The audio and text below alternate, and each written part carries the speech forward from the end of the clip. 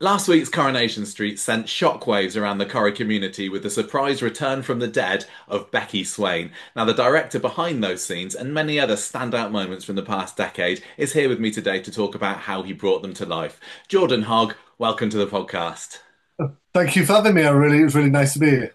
Yeah, lovely to have you. It's always great to have like behind the scenes chats. Great having the cast on, but learning a bit about what happens behind the camera is always really fascinating to me and our listeners as well. So I'm looking forward to this.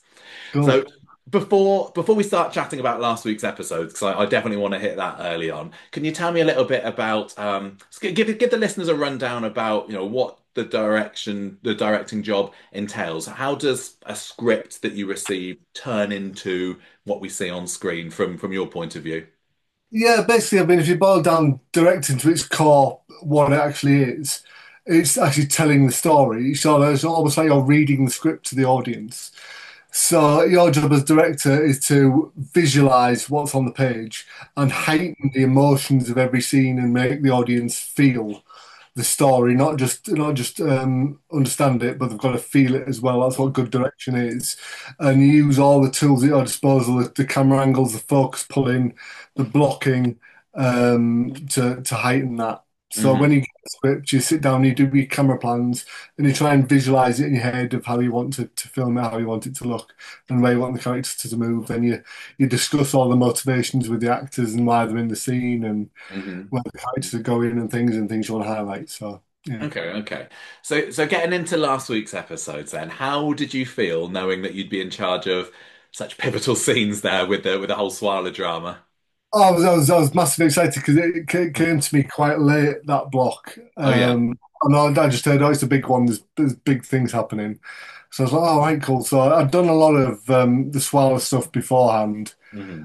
and obviously when I saw Becky was back, I thought, oh, this is going to be classic Corrie. This is going to be played over the next 2 decades, and people are going to remember this Yeah. moment and how pivotal it is. It's almost like when Tracy hit Charlie over the head with an ornament. It's Yeah, yeah. one of them moments. So I really wanted to do it. I'm a big fan of Corrie, and I wanted to do it justice and make it kind of iconic. And I wanted to do the slow reveal I did behind coming out from behind Vicky, and I wanted to see as little as possible of Becky Mm, before I revealed her. mm. Although there'd been a few clues the previous week that possibly Becky was back, we saw somebody kind of hiding behind the rover spying on Lisa. Did you know going into the episode that it was still going to be hopefully a surprise for most of the viewers going into it, as in it wouldn't be revealed beforehand that Becky was going to be there. Yeah, absolutely. I got to read the scripts from the week before and the week after, so you kind of know what's coming. So you always look for tentpole moments in your block, if you like, the bit Mm, stand out bits and things it's going to be remembered for.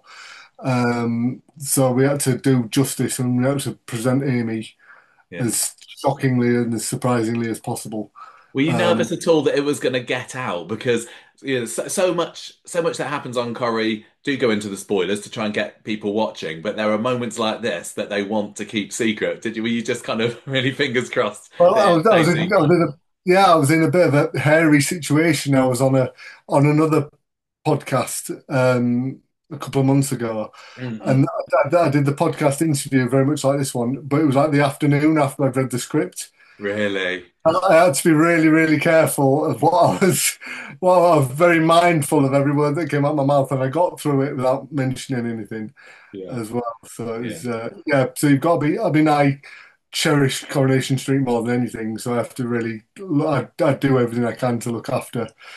look after it, best results. So yeah, it was a Yeah. bit I, tricky. I, I just I love how it wasn't revealed. I went into the episode thinking, yeah, I think she's going to be here, but it was really brilliant that they were able to keep it a surprise for lots of viewers until the moment that she came out. It was brilliant. What would you say was the most kind of important thing that you had to get across from that scene with the Becky reveal? What did you need to get right there, did you think?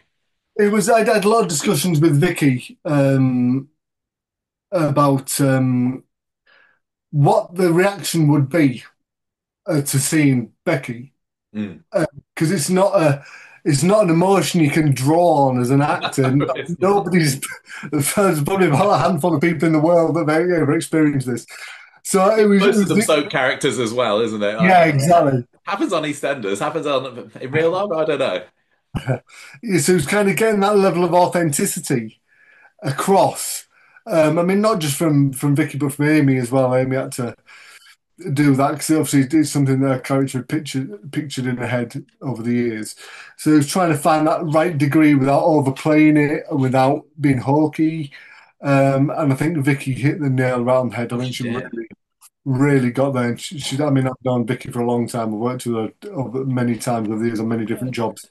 And I trusted her to go there, and she's fabulous, absolutely fabulous. Yeah, because you're right, you can't draw from it, and you had to react realistically to a bonkers situation, didn't you? But Yeah, I think 'cause- you're right. She was absolutely got it right there for me. It was absolutely fantastic, and Amy as well, Mhm. wanting, knowing that what how Lisa would react. I think she played it perfectly. So hats off to the actors and to you for the direction you Absolutely. gave I them. mean, the strength of an actor, a director and an actor, the director gets to know the actor and what makes them tick to find the right reactions from them. I'd like to talk to actors about their personal lives, what they like doing outside work, so I can draw on them influences to direct them. But with Hmm. this, it's such an alien concept, there's nothing to draw on from anywhere. So we just had to busk it really, and Did got it there take pretty many quick. takes to get right? No, not really, because I mean, my directing style is, especially when you've got to be very instinctual with something like this. So I think if you do more than two or three takes, you're going to kind of lose the spark with the heightened level of emotion you have to give, Right. and an actor will lose that quite quickly. So you have to kind of capture that essence quite early and try and get lightning in the bottle. And I think we got close to it. Yeah, that would have been a good one for the blooper reel, though, if she hadn't been, if we hadn't been able to hold it together. But no, when she's a cracking actress, and as I say, I think it was a really, really brilliant scene. Something else I really enjoyed about the scene, because quite often, recently in Coronation Street, there's been special effects or music that have sometimes been used to heighten particularly dramatic moments. But this one was done a lot more traditionally, I would say, and it was just down to the quality of the script and the acting. Was that your decision to, do it straight, if you like? Oh, absolutely, 100%. I mean, I tried to do um, a lot of visual storytelling, if you like, with a lot of the blocking I did. I tried to. I'm probably getting very deep here that most people Well, won't go have ahead. noticed, but I tried to. Go for it. I tried to partially block Becky on the wide shots, Hmm. and a lot of the time I'd coming out of shadow, coming into light, and I'd used her reflection quite a lot. Yeah. And when I blocked scenes, I always put her in the middle of Carla and Lisa, um, and vice versa, and things like that. So I try and use these things stick subliminally a lot of the Mm.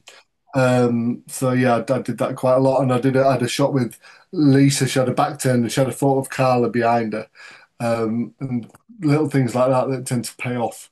But Mm. she's been a directing geek, really. Yeah, yeah, yeah. I think you're right that it sort of comes across. It's kind of subliminal sometimes. You don't notice, but then when someone explains to you, you go, "Oh yeah, that I did feel that." And yeah, it's such a clever job, and it shows how much preparation that you guys put into it. Yeah, especially like there's a scene we did in the park where Lisa was sat on the fence and Carla was crouched down. Mm. And Becky came out of all the trees and the darkness behind her came into light. Almost like she was becoming real. So planned things like that. And Clever stuff. there was a picture in the kitchen as well that didn't have any glass in. Because obviously when you have glass on a set, it's a nightmare to film. There's booms reflecting and everything. Yeah, yeah. So I got them to put glass in it so I could see Becky's reflection before we saw Becky. Oh, that's really clever. That's, Yeah. you were talking about that park scene earlier, and all Curry fans love it when you get to go out on location, so we can see something a little bit different. So that was a real treat on the Friday episode as well. What would you, as a director, say were some of the challenges of getting outside of Media City and filming out in the real world? We don't get to do it that often, so it's quite cool to go out and expand the world of Weatherfield. But I think there's a lot of time because, especially what we're dealing with, was a really secretive plot, and we really didn't want to get anything out. So it was really tricky trying to keep everything under wraps, what we're trying to shoot, and keep everything away from the public before they realise what we're doing. Mm. And logistically, the area we're in. it was a nightmare logistically to get everyone in, the trucks in and everything. We needed a lot of help to get to that location because it was down a little street. It was a park in Didsbury.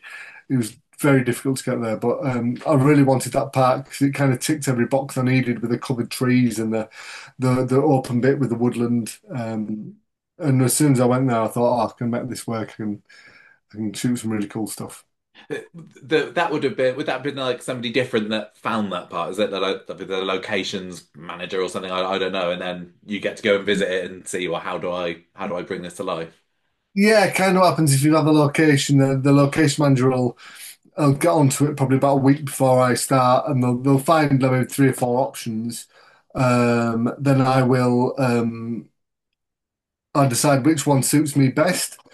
Sometimes you have to split a location over three or four different locations. Like when I did a show called Ralph and Katie. It was on Mhm. BBC One. Um, Ralph and Katie's house was in South Manchester. The front of the house was South Manchester. The Yeah. middle of the house was in the space project in the middle of town, and the Yeah. rear of the house was in Backup. I mean, Corrie's done that as well. You know the flashback episode that they had with Kit and that earlier this year? Because I think part of that was filmed in Earlham and part of it was filmed on the completely other side of the city just to get in the right places. But yeah, the magic of TV you'd never know until people like us go and spoil it by saying about it on a podcast. Is it so? Would you say it's worth the risk of people or the paps or whatever possibly finding out about these shoots just to get something that looks the way that these location shoots do? Yeah, as long as we protect the storyline massively, that's the main thing. That's what we have to shield. Mm, But it's nice to get you get any recognition you get and draw attention will bring attention to the show, yeah. essentially. But obviously, you've got to protect the main thing, what you're there for. Yeah, especially as there was quite a big spoiler that was going on in these scenes as Yeah, well with yeah. Becky there. What was the kind of the impression that you wanted to leave the viewers with of Becky in that first episode that she appeared in, the first main episode, whole episode? Well, I wanted to feel for a little bit. I wanted to be like super nice. Because she's obviously, as far as we knew, she was in a situation she couldn't do anything about. Mm, And she's returned and her world has been turned upside down.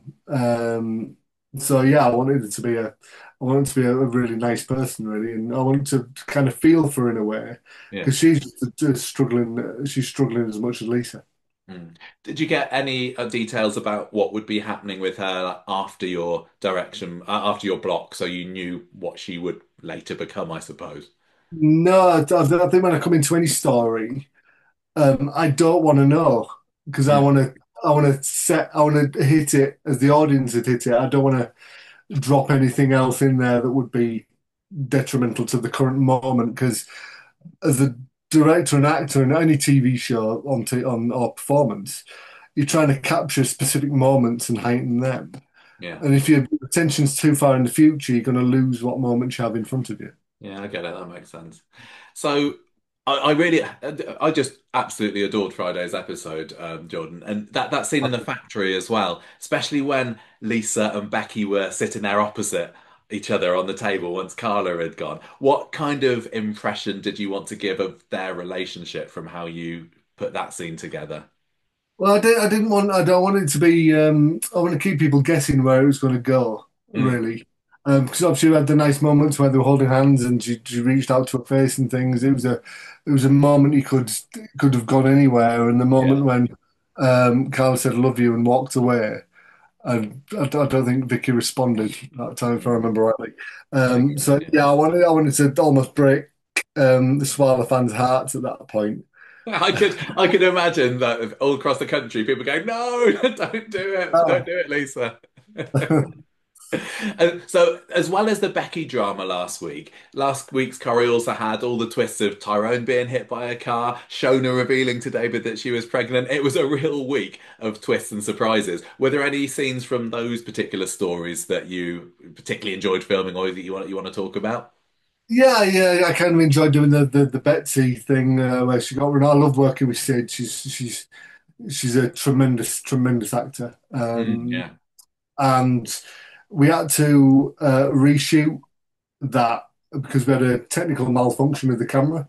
Oh no, what happened? It's just not film it or something. Or? It just wouldn't. It had a weird because we used the Rona. It had a weird vibration going off, but we didn't know until it ingested it and realised it wasn't working. So you, as a director, you always get slightly nervous when you have to reshoot a stunt. You don't once Mm. you've got it, you've got it. You don't want to mess about with anything like that. So yeah, we had to do that again, and it worked out really well. And Sid took it really well as well. Yeah, yeah. I suppose with that scene as well, I mean, we've now seen Monday's episode of Coronation Street where it's revealed that it wasn't Dylan and Brody who were in the car driving it, but it was Carl. So did you have to, was it quite hard to hide who was behind the wheel, I suppose? Yeah, yeah, let's get yeah, I was aware of that going into it, and I think we had another tricky thing we had to do was it was hard to find when we did the low loader route with Brody and Dylan driving the car Mm, around Salford. It was yeah. quite difficult to find an environment that would fit into the Weatherfield world, if that Mm, made sense. Yeah, I didn't yeah. want it to look like warehouses and whatever else is around Salford Keys. So it Mm, was quite tricky to find a stretch, and then we had to get a good run. And yeah. it wasn't really a good run anyway, and loads of speed bumps. So we must have done about 10 or 15 takes to get to piece together a good full run of Yeah, because that's quite close to the studios, isn't it? It was in Trafford Park, I think, because that. Corrie's been there a couple of times in the past. So I suppose canonically it is part of Weatherfield. So Yeah, yeah, exactly. it's I'm just always up for expanding our world a bit. yeah, exactly, exactly. It was I think it was like a stone's throw away from where they did that Peter Barlow alcoholic AA scene with Blanche. That was Yeah, literally just there as well. So yeah, yeah, no, I love that. As soon as they have a scene where it's outside of Media City, I'm like, oh, where's this? Do I recognize it? And yeah, really, so I love that. And it gave you a chance to get the speed up. I don't know how you got the speed up at the precinct, no, in the car, because there's not that much space there, is there? no, not all. We had obviously had a stunt driver and things, and we kind of rehearsed. I would have liked a bit more of a run behind Sid, but so I was quite limited to what I could get. But it worked out all in the end. Yeah. We did a few rehearsals at it, and the driver was very good. I posted a thing on Instagram the other day of us rehearsing it actually. Oh yeah. Yeah, I need to see that. I haven't seen it. I thought that David was on top form last week. Jack P. Shepherd, the expression that he made when he pulled that pregnancy test out of the bin, loved it. The direction of like Jack's reactions and things come from you, or does he just kind of do his own thing? I went to the NTAs with Jack last week, Yeah, and I saw him when I got there. First, as soon as I saw him, I met him in the hotel reception, and I said to him, "You are an incredible actor." After I've watched this week's stuff, I mean, I realised he was a very good actor, but no, that's your question. No, it's all come from Jack. He always has instincts to do secondary movements all the time. He's always doing something yeah. and adding stuff to it. There was a line I had to cut um, at one point because it didn't work in story, but it was a brilliant ad lib he came out with. Um, Uh, but yeah, there was, he always adds something else to it, which is yeah, he's a gem to work with. He always knows the words inside out, and he always adds something. yeah. Uh, I've heard this of him. He like looks at a script once and he knows it. it's a hell of a skill. I don't know how the hell he does it. I Yeah, mean, yeah. obviously he's been an actor since he was very little, and but the thing is with Jack, he really appreciates his craft and has a love for acting, which as a director, that's what I look for Mm. first. If you appreciate what you're doing as a craft and an art form, that's how he takes it, which is really good. It was also when I think it was no Sarah who tells David or somebody's weed on that stick, and then he goes and does all the bit of washing his hands and pumping out the soap and everything. It's just brilliant, wasn't it? When I shot that scene, obviously he doesn't, but he unscrews the top of the soap. Yeah. And I said, "Oh, God," I was in the car. I said, "Can we go again? Can we get the soap working for him?" And he was like, "No, no, no, I want to unscrew it and do that's what you do at home." It's true, it's true. He knows, he knows. What about Maureen Lipman as well? Those hospital scenes with her in, she must know exactly what to do to make people laugh as well. Yeah, I think with Maureen, all you have to do is kind of point her in the right direction, just let her go. Really, you don't want to rein her in. You just want to let her do her thing.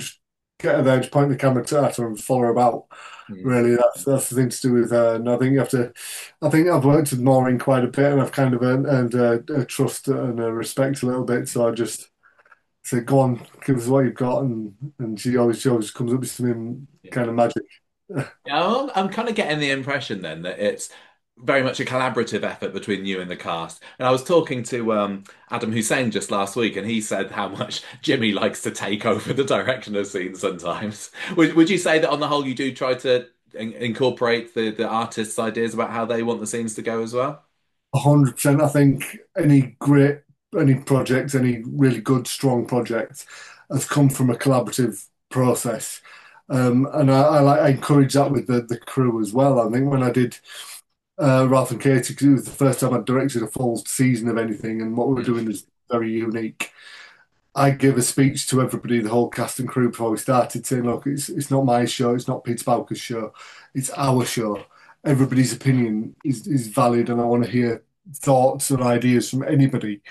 And I encourage that because we're in a creative industry, and everyone in the industry is highly creative, and everyone has great ideas. So, as much as anyone can throw in as possible, and I've obviously mentioned Jimmy. I've worked with Jimmy a lot, and he's yeah, I love Jimmy, and he always gives you something.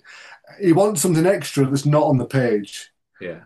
and that's why you collaborate and let them do their thing. And you've got to remember that most of the actors there know their characters better than anybody. Mm, mm. So you've got that. You have to give them that element of freedom, and you have to trust them to get there. And they always give you good stuff once you've earned the trust and respect. Yeah, yeah. I want to move on in a minute to talk about earlier scenes, earlier times you've worked on Coronation Street. Before we do, is there anything else from like last week's Corrie that you want to talk about, or is there any particular highlights that we haven't mentioned yet? No, no, I think we've touched on most things. I think the stuff I was most obviously the stuff I was most proud about was the Becky stuff and the Yeah, again what I did with I did anybody will have noticed with the visual storytelling I did. yeah, Yeah, so it's I mean Corrie's obviously changed its form over the years, and obviously since COVID it's no longer vision mixed. So it gives you a good degree of freedom with what you can do now. It's basically a single camera show for the majority now. okay. Um, you get to explore different angles and different shots you wouldn't have been able to do before. Yeah, yeah.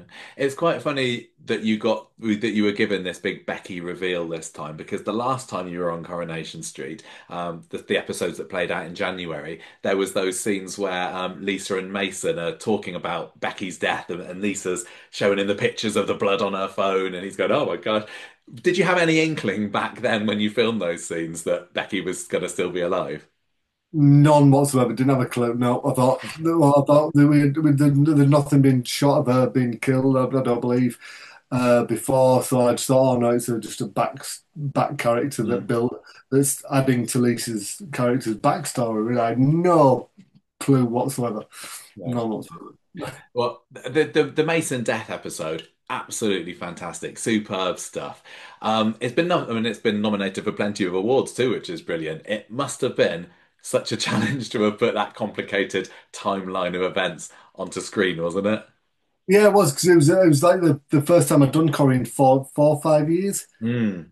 as well. So I was coming back into it and thought this is really strong stuff here. We can, because I tend to get given stuff that's over multiple timelines. I've done Casualty over multiple timelines. I've Oh, done Death in Paradise over multiple timelines. Screw over multiple timelines. So I've got kind of a depth to it now, and I always kind of draw out a chart to give to everybody of what's happening when, yeah, so everybody knows. And especially with like the dream sequence in the second half of the Mason stabbing thing, it was quite hard for people to get their head around because I spoke at length with Kate beforehand, and we were both adamant that it has to look authentic and original. It doesn't. We don't want any element of it being dream sequence at all. The right. audience have to think that he's absolutely fine till the reveal he isn't. Mm. Um, I think we managed to pull it off quite well though. It was because, I think a lot of people had seen preview pictures of Mason there all bleeding out and Abby there calling for help. So then when he's in the precinct and looking okay, you're like, what on earth is going on here? And it later turns out it's a bit of a kind of a sliding doors thing, isn't it? Where it's alternate timeline, I suppose, of what would have happened had the knife not been there. Is that right? Absolutely, absolutely. And my editor I had on there was fantastic. A guy called Bill. Mm, He did brilliant stuff with it, and we played about with it to see the best effects. Like we had the time lapse thing over the vent and things like that we mixed up and changed things around, and it mm, all worked really really well. Again, that was a big collaborative effort. yeah. Everybody had their say and put in their views and ideas, and it all worked really well. Yeah. So you didn't want there to be any like subtle clues that it was not reality what we were seeing there. Not in the slightest. No, I want it to be as grounded as possible. Was kind of the plan. So how did you try and make it then so that once it was revealed what had actually happened, that viewers understood? Because Yeah. it's not what we're used to as Coronation Street fans. How did you help us out? Yeah, that was also kind of the fun element of it. I think obviously the reveal you have in the taxi when he's got blood all over him after Sally, I've forgotten her name, Sally Carmen after she turned around in the car. I can't Hmm. remember her character's name. What's she called? Get Abby. Abby. That's it. Yes. Uh, After Abby turned around in the taxi and then he's got blood all over him, and you think, oh, that was Tim and Mum, and you go, oh, what's going on here? So you've got the element of Tim becoming Abby. Then all of a sudden we jumped to did a lovely big close up of Mason, and then he's obviously somewhere else. And I think that if the narrative is clear enough at that point, you've got enough triggers, the audience can put two and two together essentially. Hmm. Um, and we managed to we got on a crane and things, and that took a while to film. Again, we had a few issues with the crane on the day, I think, Hmm. um, but that worked out really well, and I think it surprised everybody with what we did and how well it came off because Yeah. it's they're young actors as well. Like Mason wasn't used to these emotions really, Yeah. and the same with Liam plays Dylan. Hmm. You have to really help them to kind of get to these places they haven't maybe not experienced before. Hmm. And again, I got to know the guys and what realized what made them tick. And we had got emotional conversations before we did these scenes about things that they could relate to, about so they could get them emotionally to these places. Hmm. So it's quite you'd have to deal with it in a completely different way as you would with say them scenes I did with Becky and Lisa. Yeah. I have to deal with it in a very different way when I was dealing with Mason and Dylan. Mm, Uh, mm. It worked. I mean, because we'd hated Mason like the previous year with everything he'd been doing, and over the course of not very long at all, Coronation Street, your episodes, the preceding episodes, had made us sympathise with him so much. So it was like probably not a dry eye in the country when he actually I dies mean, out. the whole point of it was we wanted to. He's a kid, and Mm. that's what we want to see a little boy wanting his mum. Oh, that Um, scene where he says, "I want my mum." yeah, I told him to watch. He'd never seen it, bizarrely. I told him to watch Saving Private Ryan. Oh yeah. And when all the soldiers die, a lot of them are calling for the mum, Mm. and the level of panic they have, and Yeah. the physicality they have in them scenes. We really wanted to kind of capture that. Mm. You said earlier that Kate Brooks had a bit of input in terms of not wanting to make those earlier scenes look like a dream or anything. Was there anything else that she spoke to you about before to say, I want it to be like this? Yeah, I mean, I speak to Kate a lot. I'm good friends with Kate, and I want again. It's I harbour the collaborative process very highly, and Kate's an amazing, amazing producer. She's one of the best I've ever worked with. So I like to discuss virtually every detail Mm, of things with her, and I want to give her what she wants and even more than what she wanted. I mean, she said to me she'd never expected that episode, the Mason stabbing, to be as strong as it was. Oh, She really? wanted something in her mind, but she said we went above and beyond what she expected, which was a really big compliment. Because I would say it's all down to what I was given Mm, on the page, but she was saying it was beyond what she thought. And yeah, we discussed a lot about the I said before about the dream sequence and how we wanted to feel about Mason and how we wanted people's opinions of Mason to change Yeah. and things like that. And it was I had similar conversations with her about the Becky reveal, Mm.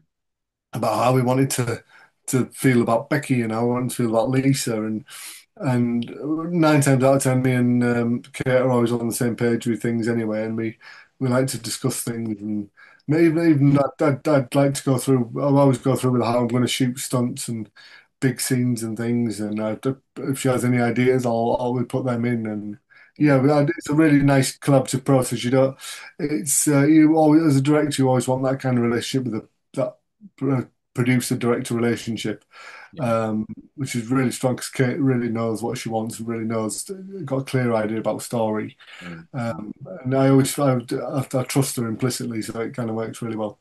Yeah. Well, you must have both been so pleased with the reception it received because it's just wall to wall praise, wasn't it? It was, I've done something right, I blagged it again. Uh, so yeah, it was really, really good. So, I mean, when I step into Corrie, sometimes at lunch I come back early on the street and think, I never ever dreamed as a kid I'd be stood here doing what I do. So it's an absolute privilege to go and work there. Yeah, it was a really dark episode as well. A great but dark. But I suppose you must be used to that, having spent all that time with the Kate Oates era of Coronation Street, which is notoriously dark as well. Can you tell me a little bit about some of your favourite moments from your early days working on Coronation Street? Yeah, I've got lots of really fond memories of things I've done. I think what stands out is I did a lot with I did the Les Dennis's death, uh, which was kind of cool. That's a great scene. I did the fallout of Shane Ward's death. Yeah, I had loads with Phelan and Ian Kelsey, who was his friend. yeah, I yeah. did, Vinny, you played. yeah, Vinny, yeah. And we actually shot at Manchester Airport because I kind of insisted on it because we needed to add that element of authenticity. So Yeah. that was one of my favourite episodes, I think, doing that. Mm. And Was that the yeah, episode? I can't remember because the scene that stands out to me, one of the feeling scenes that I think you were involved with, was when he finds out that Vinny's double crossed him and he's in yeah, his van and he just explodes. That yeah, was you, wasn't it, doing that yeah, episode? that was me. Yeah, yeah. Oh, I love that moment. What was that like to Phil? But that was a really cool day actually because that day I found out I'd been nominated for a children's BAFTA as well. Oh, Uh, nice. all on the same day. Yeah, it was really cool because I've forgotten the guy's name. Connor McIntyre. Connor, that's it, Connor. I've cast him since in Aki Bridge. I've worked with him before. Yeah, Conor McIntyre. Yeah, he's such a wonderful actor. Mm, He's just a joy to work with. Again, he's another one like Maureen Lipman. You just point him in the right direction and let him go. yeah. And he always did a thing like this. He like tapped on his head every time before he did a take, and he liked to do it to kind of ground himself, Oh. which was really He cool. But yeah, they were he really good came stuff. into acting quite late as well, didn't he? But he was such a talent. Oh, he is. He's an extremely talented man. He's an artist as well. Yeah. He has a wonderful art studio. And he paints Yeah, down big. in Plymouth. Yeah, really cool guy. Really cool Mm. guy. Yeah, he was definitely one of my favorite Corrie characters of the past decade. Have you got any other kind of stories about working with Connor that you remember? What I've done. Uh, Nothing really unusual. I've done a lot with him. But I always trusted Connor. I always trust him. And I cast him in Ackley Bridge Mm. as one in season 4 as one of the lead characters' grandfather as a traveller. Um, Again, he just has a wonderful energy and truth about his performances, which is kind of hard to find. And he played feeling so well and coolly and calmly. He's a very Yeah. cool guy. Yeah, he is. He's lovely. We've met up with him plenty of times before. He's a really good chap, and you get the idea that kind of everyone on the set, he's like a friend friend too, and he's like, "Hey everybody, hey how you doing?" Oh yeah, I do have the respect to everybody. Yeah, he's a really, Yeah. really cool guy. Yeah. Nobody has a bad word to say about him, I don't think. Mm. We said you spoke a bit about Maureen Lipman and Jack P. Shepherd earlier as being actors you particularly enjoy working with. Is there anyone from the past decade or so that's maybe not in the show anymore that you've particularly enjoyed having the opportunity to work with? Yeah, there's a hell of a lot. Kath Tilsley, I love working with her. Hmm. Then I love working with Danny Brocklebank. Oh He's a yeah. wonderful, wonderful, wonderful actor. We'd done lots together before, so I knew him before I even started on Corrie. Mm. I was working with Ian Kelsey, who played Vinny. Hmm. I have a really good relationship with Ian. Um, yeah, there's so many. Yeah, yeah, I could go on all day. You Really, also you did the scenes, didn't you, with Mark Bayliss when he was on the run in was it the Peak District, I think? yes, that was fantastic. Yes, you just remembered. Yeah, I did. Yeah. What was I've it done like to film that. out there? I mean, talking about going out. They seem to give you all the location shoots. Is it you demanding that you get those ones? Well, I did that right near where I used to live. Oh, It was literally, I used to live in Hyde in Manchester, and that wasn't far away. yeah. Where we shot those, a 10-minute drive. I think the minibus picked me up on the way. Um, yeah, Mark Bayless, I speak to him to this day. We text each other weekly about football generally. And I live in Scarborough now, and he was working nearby, so we're going to meet up at some point. Mm. But the scenes we shot up there were really good. He used a steady cam on the road up there and rickshaws, and I got all the toys out, and it was a wonderful vista we had over Manchester. Um, but yeah, I thank you for reminding me. I'd forgotten I'd done No, that. that's like I don't think Um, I've watched those episodes since they were on because yeah. he's on the he kind of did you do the bits where he ends up bursting into the courtroom, doesn't he? As Tracy is about to be sent down for pushing Ken. Was that right? Yes, yes, yes, yeah. And yeah, but again, you're bringing stuff back that I'd forgotten. Yeah, I was shot in an old derelict courthouse in Ashton-under-Lyne, I think. Oh. Um, yeah, which was again that was kind of cool because I've never done a court scene before. And then if you say you're filming in court to any director, we automatically come out in cold sweats because there's that many people and that much coverage to do. Mm. Um, we had like 4 cameras, I think, because there's so much to do in there. But again, Kate Ford's an amazing actor. Yeah. I mean, people believe that Tracy's real. Yeah. She's that good, and she's properly iconic. My mum always says to me, "Oh, is that Tracy Barlow?" And I'd love to run my nails down her face. Yeah, she's still in it, mum, and she's nothing like Tracy Barlow. She's a No. lovely, lovely human being. Yeah. Yeah. Yeah, they're just giving you all the big episodes. You had that. You had Adam and Sarah's wedding. That was you, wasn't Yeah, it? I do. Yes, I did. Yeah. In fact, that was the last episode I did before I had like a 4 or 5 year hiatus. That It sounded was. like you needed a breather from it. Do you prefer to do the grand scale episodes, or do you sometimes just like, okay, it's been people's houses today. They're walking down the street. That's okay. Or would you do like big every time you visited Corrie if you could? Oh, I do big every time. I think when as a kind of freelance director and a kind of I'm a disabled kid from a Victorian seaside town. Mm. You always want to go into any job I do and prove a point and do it better than what's on the page. And I think if you Yeah. get the big stuff to do, it's that's what you want to do as a director. That's what you kind of aim for. So Mm. yeah, that's it's always a pleasure, especially when they put the amount of trust in me to pull off this big stuff is kind of humbling as a kid who's grown up on this and loves the show. Yeah. I want to give it my best. And I want to do my best, and it's a moment of pride you have when they say, "Oh, we've got this big episode here. Will you come and do it?" So I'm like, "Yeah, of course I will." Isn't it? Thank you so much for asking me. Yeah. So you grow up watching it? Did you watch it as a kid and just kept on and now you're working on it? Is that Yeah, I remember there's kind of that a famous story in my family that I didn't want to join Scouts on a Wednesday night because I'd missed Corrie. nice? Uh, yeah, my dad never let me live that down, but yeah, it's yeah, I've always loved the show, and yeah, I mean, like even the days of buddy Rita in the cabin and Derek, and my mum even took me on the Granada Studios tour when I was a kid. That one is called Coronation Street, and Yeah. I still remember Norris's car with the paperclip on top. Yeah, Oh, that was Derek's car, wasn't it? yeah, He yeah, had his heart attack next to that car, I remember. yeah, That must be yeah. a dream come true then to get the job on Corrie after all those years watching it. Absolutely, it's because you've got to like almost pinch yourself when you go in there because you. I see it as every time I'm going there, I'm making history. I'm doing something that's iconic and it's part of British culture and British history, and it's viewed all around the world. I mean, I did a podcast in the US about this. It's got a big US fan base, and Mm, it's an honour to be part of that and be one of the creative leads, if you like, mm. and be able to put my vision across to the Yeah. world.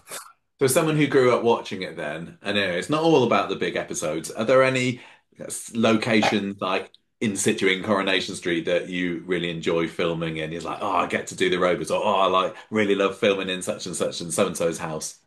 Yeah, that's obviously the Rovers is amazing to film in. I always try and find angles that nobody's ever done before, but it's really getting harder and harder to do that. And I always shoot new bumpers when I go in there as I well. do.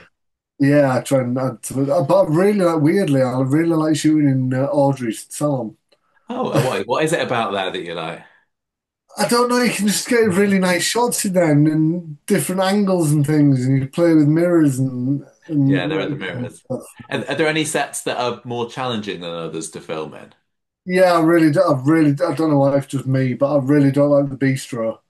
Oh, Um, yeah, because it's just too almost like too open. You've yeah. almost got too much choice at times, and I prefer them smaller, more compact um, places to shoot in. Mm. There was somewhere else I like shooting as well. Was it? Oh, 'cause I said someone the other day, oh, right. I Oh, really yeah. like shooting Royce, but I'm an advocate for having the fourth wall on the other side. I think it'd be Mm. quite nice to see because I always try and put the fourth wall in where I can. On any set, and even I think I did it last week on the Becky and Lisa stuff. We saw the Yeah. fourth wall in Carla's house that we don't see very much. No. Again, it's showing bits to the audience they don't see very often, and Mm. adding that I element love of it. realism to it. Yeah. Makes it feel a bit more real, doesn't it? No, exactly. We're building a real world. Yeah, yeah. Would you say you've noticed any changes over the decade, of production changes since you started working in Coronation Street? Yeah, I mean, I think I mentioned before that it's not vision mixed anymore. Yeah. When I started, I Tell was us what that means, Jordan, because I don't know what that means. But I was for our listeners as well.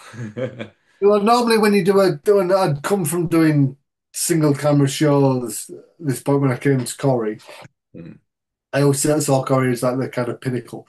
And I'd never done multicam before. So basically, what multicamera is, Corrie used to shoot in studio with three cameras at once.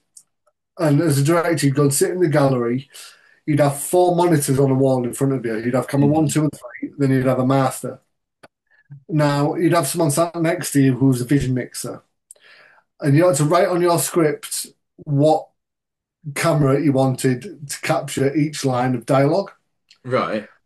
And the vision mixer was sat next to you with buttons in front of them, and they would say camera two coming up next, and press camera two would come to the line marked or camera three next, Hmm. and they literally cut it live in front of Yeah, you, yeah.